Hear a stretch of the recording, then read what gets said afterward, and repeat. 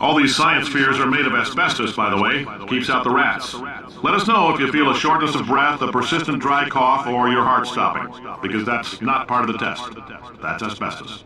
Good news is the lab boys say the symptoms of asbestos poisoning show a median latency of 44.6 years. So if you're 30 or older, you're laughing. Worst case scenario, you miss out on a few rounds of canasta. Plus, you forwarded the cause of science by 3 centuries. I punch those numbers into my calculator, it makes a happy face.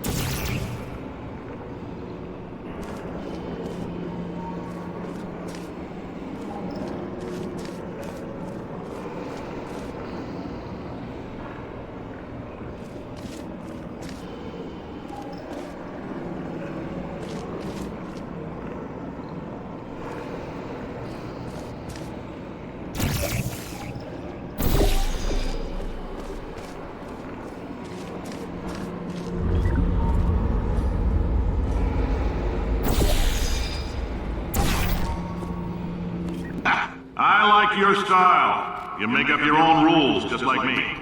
Bean Counter said I couldn't fire a man just for being in a wheelchair. Did it anyway. Ramps are expensive.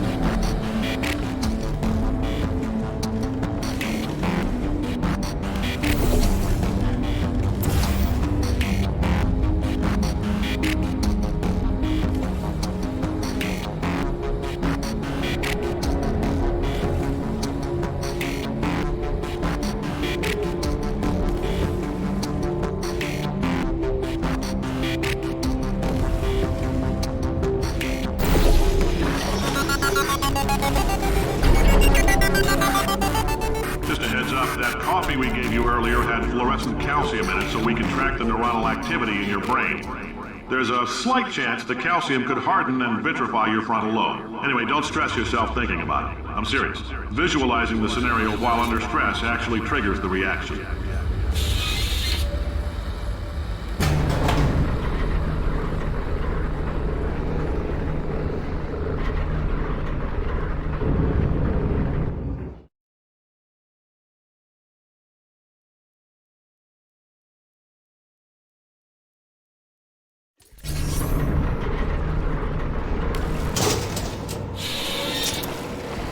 Now, if you're part of control group Kepler-7, we implanted a tiny microchip about the size of a postcard into your skull. Most likely you've forgotten it's even there. But if it starts vibrating and beeping during this next test, let us know. Because that means it's about to hit 500 degrees, so we're going to need to go ahead and get that out of you pretty fast.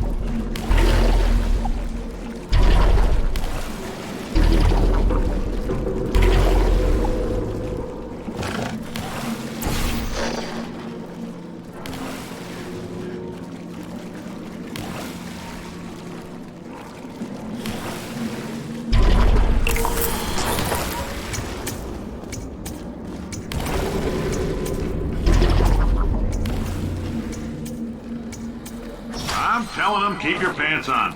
All right, this next test may involve trace amounts of time travel. So, word of advice, if you meet yourself on the testing track, don't make eye contact. Lab boys tell me that'll wipe out time. Entirely. Forward and backward. So, do both of yourselves a favor and just let that handsome devil go about his business.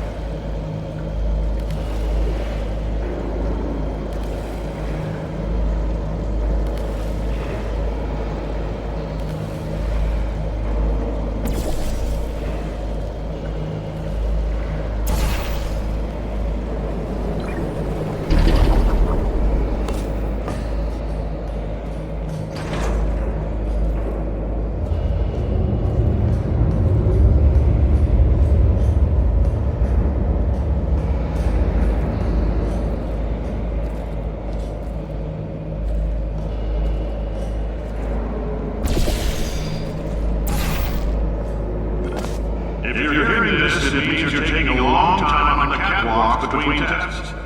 The lab boys say that might be a fear reaction. I'm no psychiatrist, but coming from a bunch of eggheads who wouldn't recognize the thrill of danger if it walked up and snapped their little pink bras, that sounds like projection. They didn't fly into space, storm a beach, or bring back the gold. No, sir, we did. It's you and me against the world, son. I like your grit. Hustle could use some work, though. Now let's solve this thing.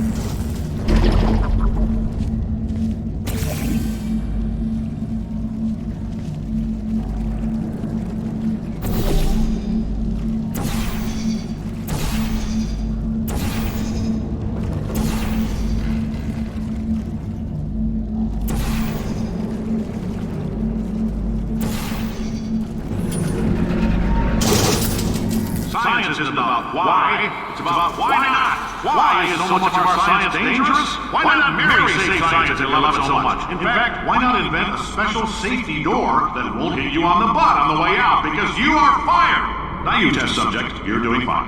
Yes, you, box your stuff. Out the front door. Parking lot, car, goodbye.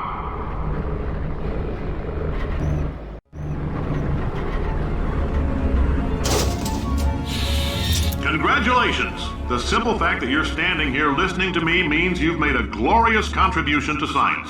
As founder and CEO of Aperture Science, I thank you for your participation and hope we can count on you for another round of tests. We're not going to release this stuff into the wild until it's good and damn ready, so as long as you keep yourself in top physical form, there will always be a limo waiting for you.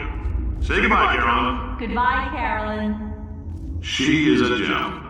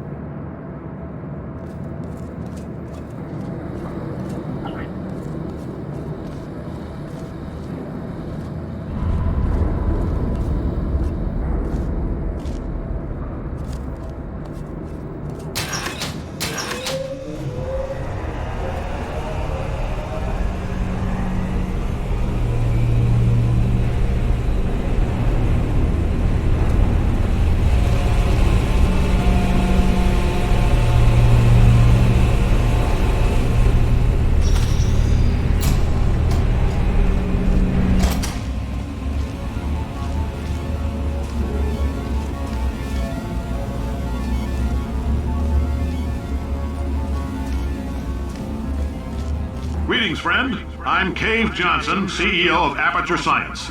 You might know us as a vital participant in the 1968 Senate hearings on missing astronauts. And you've most likely used one of the many products we invented, but that other people have somehow managed to steal from us. Black Mesa can eat my bankrupt... Sir, the testing? Right. Now you might be asking yourself, Cave, just how difficult are these tests? What was in that phone book of a contract I signed? Am I in danger? Let me answer those questions with a question. Who wants to make $60? Cash. You can also feel free to relax for up to 20 minutes in the waiting room, which is a damn sight more comfortable than the park benches most of you were sleeping on when we found you. So, welcome to Aperture. You're here because we want the best, and you're it. Nope. Couldn't keep a straight face. Anyway, don't smudge up the glass down there. In fact, why don't you just go ahead and not touch anything unless it's test related?